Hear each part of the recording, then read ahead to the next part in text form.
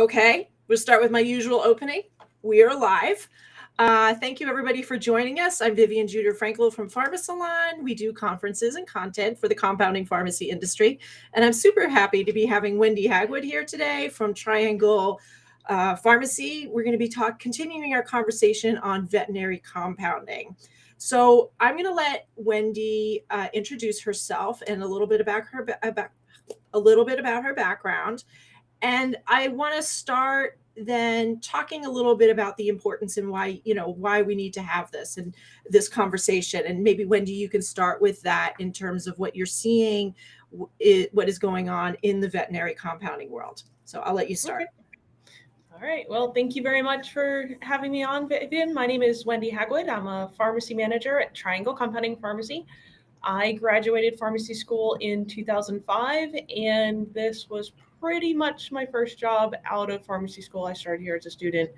I didn't want to leave, and I don't plan on it. We have a really broad range of customers and patients that we deal with here at Triangle. We do a lot of veterinary medications, and it's something we get a lot of questions about compounding for animals, either from owners, from veterinarians that don't understand all the differences. I've talked to the various state boards about a couple different things. So, and with all the regulations that are changing and about to come live, I think there's a lot that hopefully we can cover quickly. And if there's questions at the end, happy to answer questions. Excellent. Yeah. I was going to say, so let's start. You talk about all the changes, and one of the things that we've been talking a lot about is USP 797, 795, and 800. Mm-hmm. And you said that, and I assumed that this would be relevant just to human compounding, but you say this is really going to affect the veterinary compounders as well. Yes, it's actually going to be effective for anybody that handles medications at all. So definitely veterinary clinics, even like SPCAs, rescues, places like that are handling medicine should be paying attention to at least 800, which is really coming from a lot of the OSHA guidelines from way back when. They have put them all together in a USP chapter, and it's going to be a big overhaul for a lot of people that are not prepared. It was something that came about a few years ago, was about to go live, and then a lot of political stuff happened, and it's been put on hold. My guess is that in the next 1 to 3, 5 years, it's going to go live. So it's basically rush, hurry, get ready, prepare, and wait. That's kind of where we're all at. One of the things that we talked about, because we've been doing, we're doing some stuff on USP 800, is why it may not be live, I guess, in terms of the FDA. Various state pharmacy boards are adopting it and are beginning to have, do inspections on 800. So I guess the veterinary compounders, I'm assuming many people do both human and veterinary, but there are some very specific just veterinary compounders, right? Right. Yes. And they're really ramp up. And it's awesome for those that are specializing in the vet compounding world, just because it's such a broad range topic that if you can at least narrow your business down to either humans or animals, it gives you the ability to specialize just a little bit more. Nice. Obviously there's a lot of similarities in animals and humans, and then there's a lot of really big differences. So knowing those and understanding which bits and pieces you have to do completely separate is very useful. And I know a lot of what we're supposed to be talking about today is regulation. So I'm going to try and stick to that. There's lots of other differences that come along with animals and humans. We can schedule that for another time. Exactly. Yeah. I was going to say, well, let's start with the kind of differences there are when it comes to filling prescriptions for animals.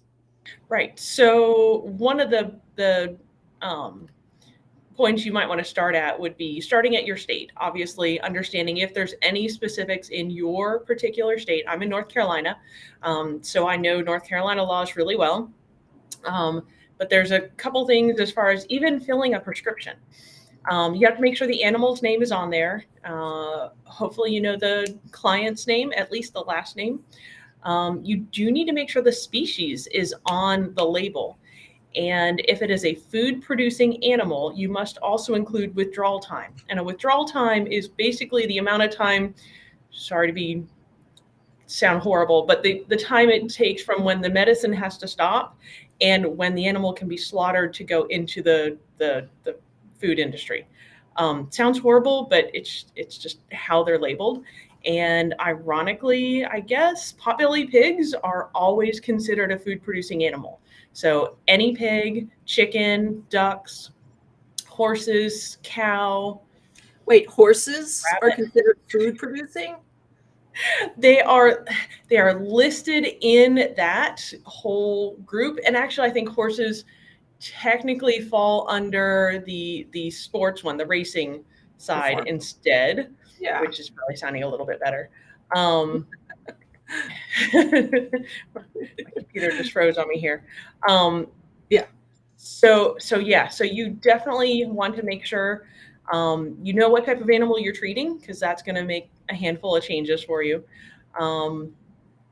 We had a vet call in an order for a pig, and the big difference on food producing animals is you cannot compound with a bulk powder for a food producing animal. So if I wanted to make a medicine for this pig, this pot-bellied pig that we were treating, I had to start with a commercial product, a finished tablet or an injection, and then take that and compound with it. So it was a little bit more limiting just because I had to start with something that wasn't just a raw, pure product. Got it. So just adding to the complexity of what you have to do. I want to talk a little bit about you said that you know the laws, or I want to ask the laws in North Carolina. Are there, and I have a friend of mine who runs a animal rescue, and I know that she orders her drugs from Arizona. So what about mail order medications? I mean, do you have any thoughts on that? And is the current MOUs, which I know have just been paused, going to affect the veterinary world? That will affect the veterinary world, yes. I would, if you or your friend was going to order medicine from a pharmacy in a different state, I would question to make sure that they are licensed in the state that you are located in. Hopefully also licensed in the state they're located in, but real honestly, like, they have to follow the rules in the state they're in. And if they're going to ship to North Carolina or whatever state, Virginia, any other state that your friend is in, they need to be licensed in that state, unless that state doesn't have that requirement. North Carolina does. They require a non-resident permit. There's a lot of states, I would say probably the majority of the states require some sort of permit, typically a non-resident permit. And some of the states are easier to work with if you have a license in one state to reciprocate in the other state. Other states are much more difficult to get a license. It's very dependent. So if you're a veterinary compounder and you get an order from out of state, then you need to double check and make sure. And is this standard practice that just I don't know, and most people know? I never know if the question I'm asking is like, if you really do it. If you were working in a pharmacy and shipping out to other states, you would probably know that. Okay, and the same with the strictly veterinary compounders. They would know this too. They should, yes. Okay, good. All right, so I'll edit out that dumb question. How can an interested pharmacist learn more about final compounding? Sure. So first place to look would be your other local compounders. If they're looking for a pharmacist, that's a great place to start working there.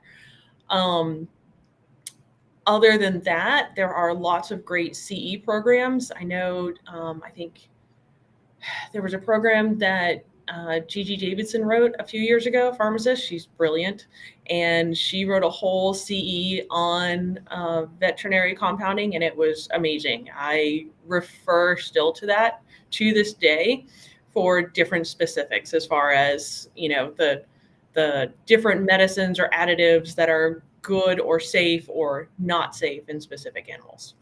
That's the first place to start. There's other, the big compounding wholesalers like PCCA. They have programs on learning more information on veterinary compounding and specifics in animals. It's a great place to start. Do people like you, and again, this is another naive question probably, but are your divisions separate between human and veterinary compounding? Like, do you have, so it's all done in the same place and with the same, We do and ours the all in same the same people? place. Basically, because our standard is the highest standard, which is going to be human compounding, we don't do anything less for animals. And I have a feeling most compounding pharmacies are going to be the same. So there's not I'm handing you this medicine, let me just make sure it's okay for humans. That the only reason it wouldn't be safe for a human versus safe for versus what would be something for an animal would be the additives that are in there, or maybe a medication that's not appropriate for a human or a vet. But I don't make capsules that are dog only because they're dog quality kind of thing. Got it. Well, I'm also wondering from a business standpoint, whether it's just separate divisions. Not really, no. Okay. Like whether you just have two different two different teams, and one that's just working on this and one that's just working on the animal, just because it's like I said, it's more of a business. Right. We more have it defined. We have it more blanked out based on the type of product. So we do sterile compounding on one side, non-sterile on the other. Yeah. Okay. Yep. All right. Great. Can you talk about the difference? And we touched on this already, but let's talk a little bit more about filling prescriptions for pets, farm animals, and performance. All right. So when you're filling prescriptions for humans, they're very standard, laws based on your state. Most pharmacists are well educated as far as how to fill a prescription for a human. For like I was saying, for specific animals, you have to make sure that you're following the veterinary board rules. If there's anything specific in your state. If you're filling an animal that could be used in the performance industry, typically racehorses, but, horses that are competing at an international level, you wouldn't want to just give them whatever medicine that somebody may prescribe, because it may come back to you that, it either wasn't clean or there was something in it as an additive that could come up on a test. I know we've gotten orders before from equine vets, hey, can you make this medicine? And I just happen to know that this is a sedative. And the question comes, what are we using this sedative for? Is this animal being treated with stall rest, so it needs to be sedated? Or is this a case of, one of those horrible cases of or an owner trying to sell an animal, and it's relaxed using tranquilizers, and it's not the crazy neurotic animal that they're trying to sell. So I've asked those kind of questions, and that could come down if something happened. This was a really big sale and a really expensive animal, and somebody got hurt. If I was a pharmacist filling an order that I knew this medicine could be used illicitly, illegally, whatever the term should be, I at least ask those questions so that I can document, this animal is injured and needs 4 weeks of stall rest, and so I'm providing 4 weeks of sedative. So then you are saying, it sounds like you're saying, is that you really need a close relationship with the veterinarian. Yes. So you can have those conversations. Yep. And sometimes the owner too, like I may not know the vet that's calling in an order very well, but if I get on the phone with the owner and have a few minutes chat with the owner, and this doesn't sound like a safe thing, or it's not a good, you get those feelings, and you're like, I'm not sure I want to dispense this medicine. So what do you say? Nothing. I mean, how do you manage that as a client customer, as a customer relationship? I've probably only had 1 or 2 instances in my career so far that I've gotten those feelings of, I really don't feel good selling this medicine. And typically it's a call back to the vet's office. And once you start questioning, they either send it somewhere else if it truly is a questionable situation, or they call you back and they're like, look, here's the situation. This is what's going on. It's like, okay, you know what? Thanks for taking your time. I respect you for that. Sure, I'll fill the order. Okay. You touched a Um, little bit on liability. mhm. Do you want to expand on that? So, I mean, again, you're doing your due diligence, not just because you want to do the best thing for the animal, but it sounds like there's some liability concerns in there as well. Yeah, I mean, obviously, I wish everything was, the best for the animal and the best for everybody. But there definitely is that little piece of, cover your own self.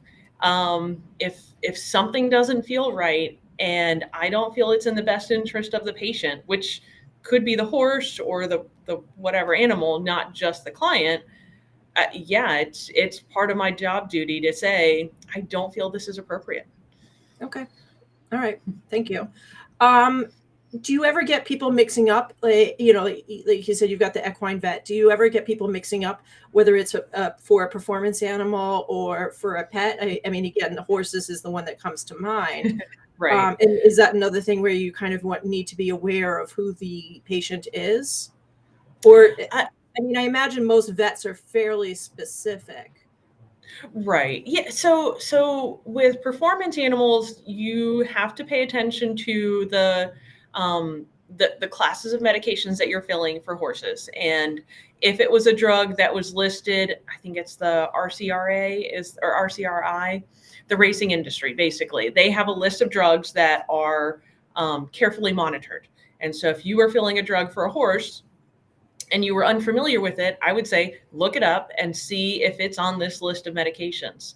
My recommendation, if I was going to be filling one of those drugs, I would write down what the class is and put it in the label so it's clear. If somebody brought it to a show and they were using this on a horse and it's got my name on it, I would also want to have on the label something that says this shouldn't be used in a show animal or whatever the classification is called. Okay.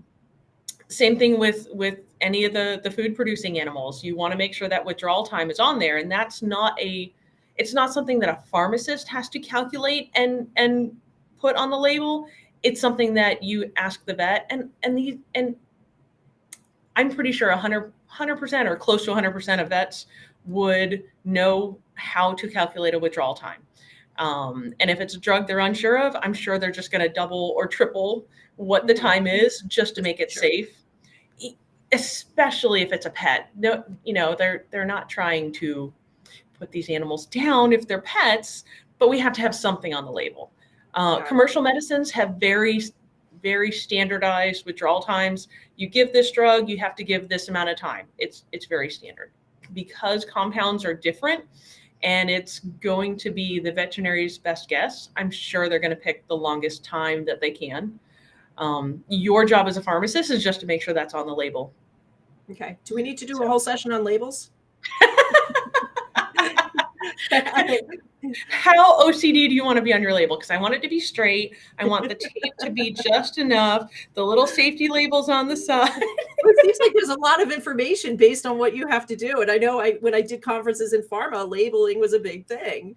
Labeling is a big thing. Yes, so maybe definitely. We'll talk about it more a little bit about the label. All right, my last question is what are some key points you want to pass on to everybody about veterinary compounding?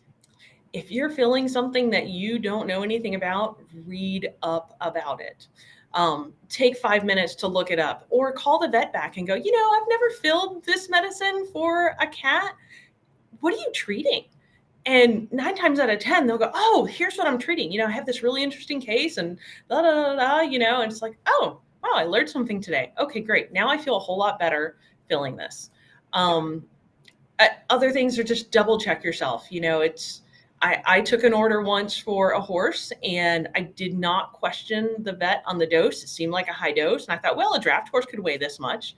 And I go to fill the order. I ended up being the one that saw the owner when he walked in the door. And I said, hey, so what kind of horse is this? It was like, oh, he's a little Arab pony. He's like 800 pounds. And I'm like, oh, hold on a second. How much did your horse weigh? And we walked through this and I'm like, I don't want to fill this yet. And I had it ready. I was like, I don't want to fill this yet. I want to call the vet. Sure enough, the vet had made a calculation error and by whatever the math was, I don't remember what the details were, but we would have dosed the horse by about twice as much if we went off of what the vet said. But he was out in the field. He had his phone. He called in an order. I looked at it and I went, well, a draft horse could weigh, 1,600 pounds. Sure, that could be it. So I'm glad we double questioned, and I'm glad we took the little bit of time, inconvenience the owner on, having to come back to pick up the medicine, but safer than giving him the wrong one. So let's just, and then final words on the regulatory environment. Mm-hmm. What do people need to be really aware of, and what should they be checking? Are there any kind of resources you think that they need to be going back and looking at? Because again, this whole thing is starting because everybody's saying how there is a crackdown coming. Yep. Not read up on 800, follow up with your local pharmacy, vet, medical associations. There's a lot of time that we have used up already as far as commenting on FDA guidances, commenting on USP chapter updates. If you have an opinion, please throw it out there, because we need as many people talking about it as possible to get the new updated standards and guidelines to be usable. All right, great. Well, thanks very much. I guess we don't have any questions. This is it. Anybody has any questions? This is your opportunity. Thank you. Thank you very much. I really appreciate it, Wendy. Have a great day and a great weekend, and I hope we can do this again soon. Wonderful. You too. All right. Bye-bye.